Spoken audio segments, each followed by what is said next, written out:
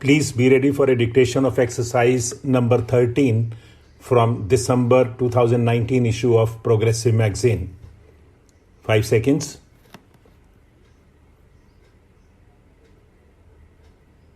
Start. Mr. Vice Chairman, Sir, I am very glad that you have at least given me 5 minutes to speak on the working of the Ministry of Commerce. In fact, the Ministry of Commerce is concerned not only with commerce but also with supply and cooperation. I wanted to say a few words on cooperation, but I was told that I am not allowed to say anything as far as cooperation is concerned. My honorable friend is a dynamic minister, and I personally feel that I should point out to him two things, particularly in regard to the entire working of the textile mills. The minister is also a trade union leader. Having led so many labor agitations in the country, he knows the problems of the textile mills. There are so many sick textile mills in the country, and the National Textile Corporation was set up with this end in view, that those sick units should be nationalized and taken over by government. The result of this policy is, as the honorable member who just preceded me said, that every year rupees 6 crores worth of loss is being incurred by government. It was done with a view to seeing that the labor was not thrown out of jobs and safeguarding the interests of the workers.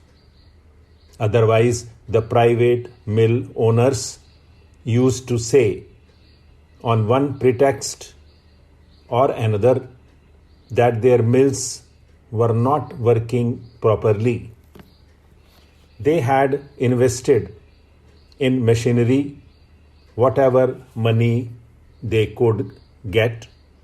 They had gained so much profits out of these mills, and therefore they wanted to close these mills and throw their workers out of jobs. Government, however, thought it proper to take these sick mills over and continue these workers in their jobs. So they are incurring losses. My only plea to the Honorable Minister is that instead of investing money in the modernization of these textile mills, the government should set up new textile mills in the public sector wherever raw cotton is being produced, so that the farmers will also get remunerative prices, the workers will also get jobs, and the industry will get decentralized instead of being centralized in places like Bombay and Ahmedabad. Whenever these mills are closed by the private textile mill owners, so many agitations and other things take place in the cities, and they create law and order problems. Therefore, this matter should be taken as a particular case by the Honorable Minister. There is one more point regarding the production of control cloth, about which so many honorable members have spoken. I would like to point out to Honorable Minister one particular thing.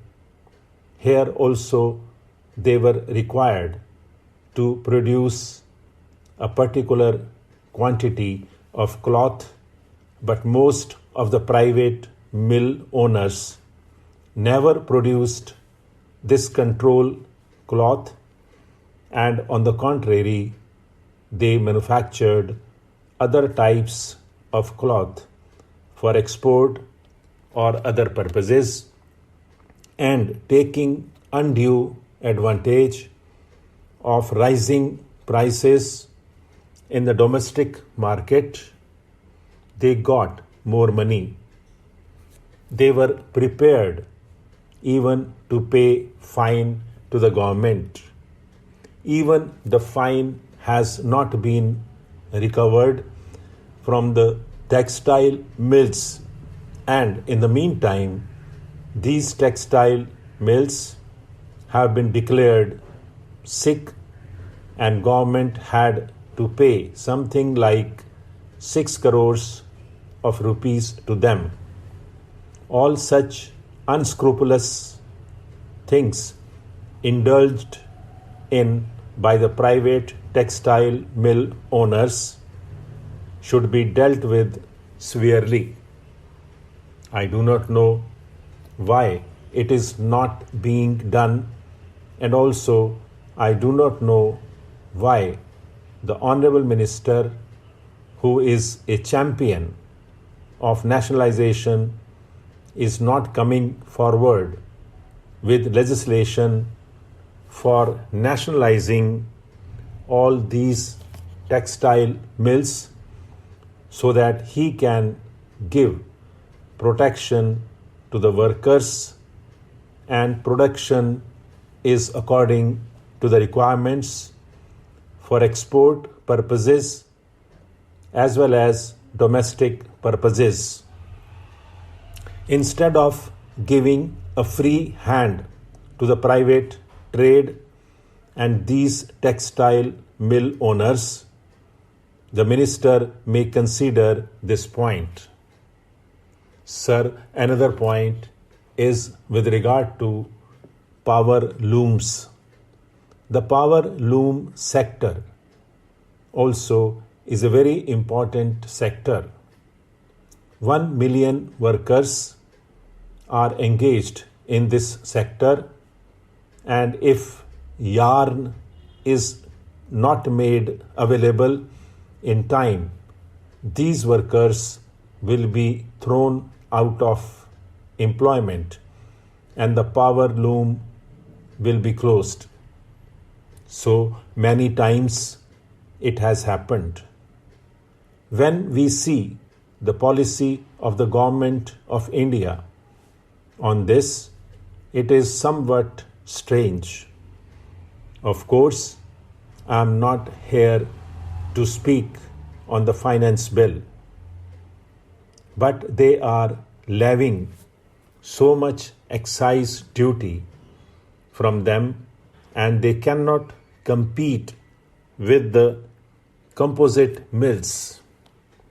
In the case of yarn, particularly, well in time, through the apex cooperative of the handloom cooperatives, just as he has made this arrangement for handlooms, he can also come forward to make such an arrangement for the power looms also.